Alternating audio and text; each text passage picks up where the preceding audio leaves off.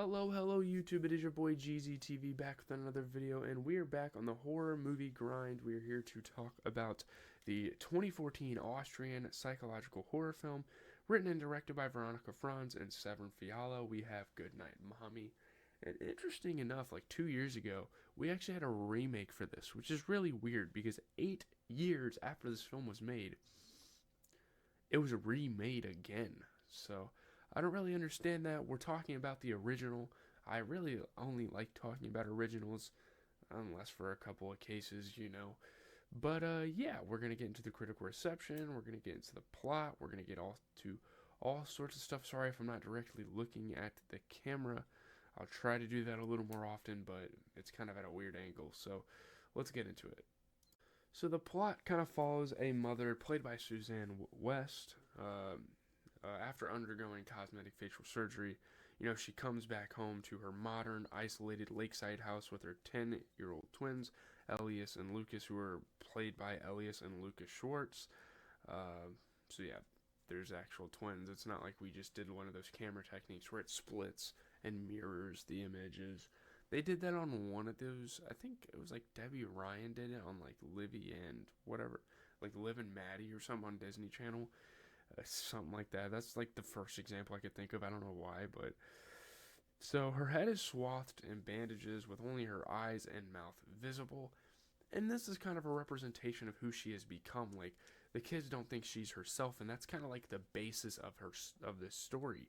And they start to kind of uncover some clues as to, like, maybe she isn't our mother. Maybe our mother is trying. This is a girl trying to look like our mother, and our other mother maybe got killed or something. We don't really know what happened to the real mom, but yeah.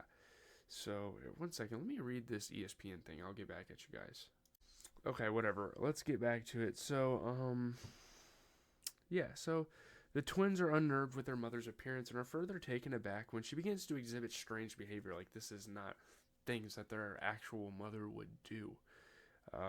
She pointedly ignores Lucas and appears to only acknowledge Elias in conversation, which is something that our real mother should and would probably never do. I mean, I would assume. Jesus Christ, that is just really weird.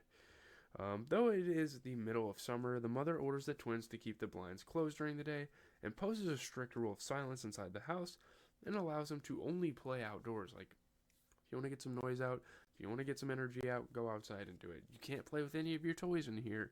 I don't know why I'd buy you toys if I'm throwing you outside and making you play in the mud and in our little pond out there. Like, what is going on? So it's a really weird movie from the start. Like, you get a weird vibe. It's not necessarily a scary movie either. It's more just like an unnerving, more of like a disturbing. It really bothers you when you're watching it. Like, just this girl's mannerisms. The mother also acts cruel and lashes out at Elias physically when he displays mischievous or disobedient acts, something that the boys comment that their mother would never do. Like, yeah, you're supposed to kind of discipline your children, but in that way, that just seems aggressive and it seems like out of a place of hatred. So the twins begin to suspect that beneath her bandages, their mother may not be the same person. Like, they're finally starting to figure this out. Like, maybe she isn't our mother. Like, it's not that this is our mother, like, that and she changed. It's like, this might not be our actual mother. Like, these doubts are confirmed when they find an old picture that shows the mother together with another unknown woman who is wearing identical clothes and shares similar physical traits. So yeah, maybe this person took over. Maybe their mother left them behind. Maybe she was killed or something. It's a really weird situation. So with the suspicion that the woman residing in their house is an imposter, the twins tie the woman to the bed and refuse to let her go until she tells them where their real mother is. Yeah.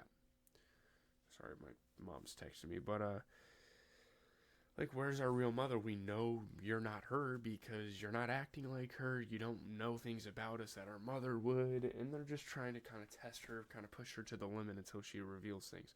Like, these are some evil twins, and it reminds me of that one movie with the two twins we watched earlier on in that little list up there. I cannot remember what it was called. That was a really good movie, but I can't remember what it was called. I don't know. I might put it. I probably won't put it on the screen because I don't have time to really edit my videos that much during the week. But the woman insists that she is their mother, and the twins seal her mouth with tape to keep her from screaming for help it's kind of gross. Like the super glue is, there were some, there were some pretty gruesome moments to the film. There was definitely a little bit of gore and some nasty parts of it, but yeah.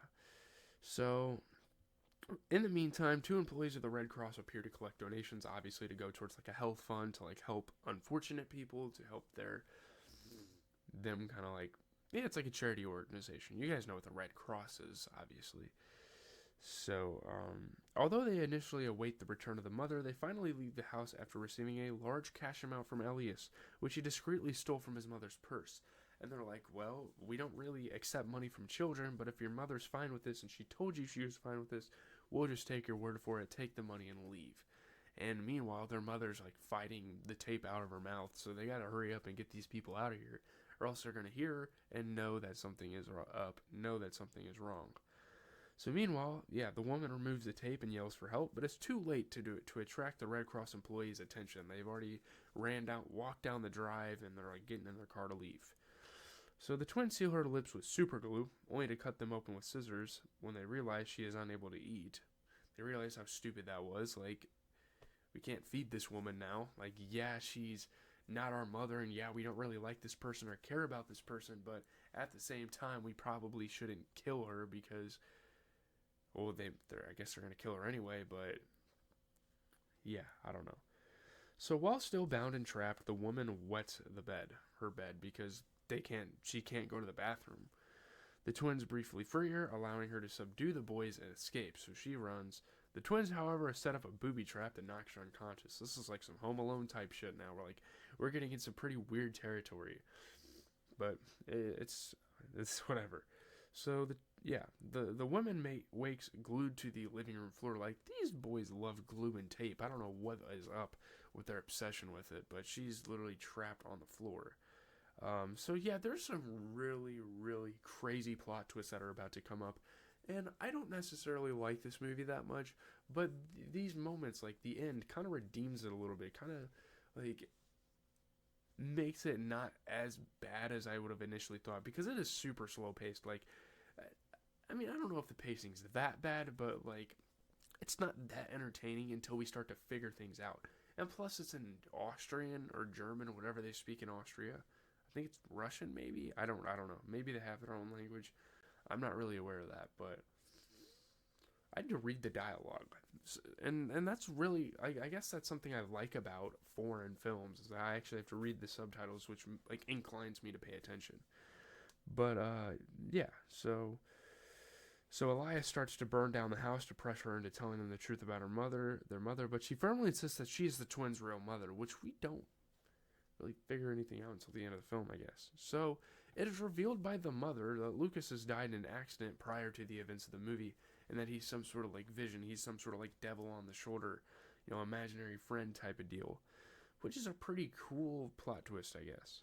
She tearfully explains to Elias that Lucas's death was not his fault, and she begs her son to set her free so they can both move on from the tragedy. But they're never going to be able to move on from this tragedy. It scarred the family. This was his twin brother, someone he cared about dearly. You're not just going to set that to the side. So Elias challenges her to prove that she is their mother by telling them what Lucas is doing. And obviously Lucas isn't there, and Elias is the only one that can see him. As she cannot see the hallucinated Lucas threatening to set fire to a curtain, she cannot answer the question. So she's just going to have to die from this. Like, that's just how it's going to go, Elias, believing that his real mother would be able to see Lucas, grabs his arm and lights up the curtain. And yeah, the house burns down. The mother subsequently burns to death before the firefighters arrive. The film ends with a ghostly shot of the mother reunited with her twin sons at a cornfield near their home. And this is definitely the most haunting scene in the movie. It really reminds you of like the end of Pearl, with Mia Goth, how she was like staring into our soul, smiling super like cynically. It was like that. It was fucking creepy. Like, I was kind of sitting there waiting for like a jump scare to happen or something. But my god, there's not really much to say about this film. Let's just get into a quick review and then we can call it a video. Yeah, this is going to be a super short video. I mean, it's a pretty concise film. It's a little under an hour 40, not counting the credits, obviously, but it's pretty good, man. I will say this is a pretty good movie. Dark, violent, and drenched in dread. Goodnight Mommy is perfect for extreme horror enthusiasts. or filmgoers who prefer to watch between splayed fingers. Because there's some moments where you're sitting there like this, like, oh my god, like, what is about to happen? They're gluing her. I don't like the whole super glue thing. Super glue makes me cringe, especially when you put it on skin. Like, oh, that's so grimy. Like, I can handle some horror films, but that is just, it creates like an uncomfortable experience when you're watching it. It's pretty good, man. I actually really like this movie. It's probably one of the best foreign films of its time. 2015 was a really good year for a lot of entertainment, but this movie's pretty good. I'm not gonna put it on like an upper echelon by any means of horror films, but it's a really solid movie, and I definitely recommend you guys check it out if you don't have anything else to watch. I obviously have a whole scratch it poster of movies to watch, which is what we've been covering on the channel. There's a couple movies that I'll probably have to get back to later, and if you guys have any requests, let me know, because I always need content. You know, I try to release videos 2 days a week.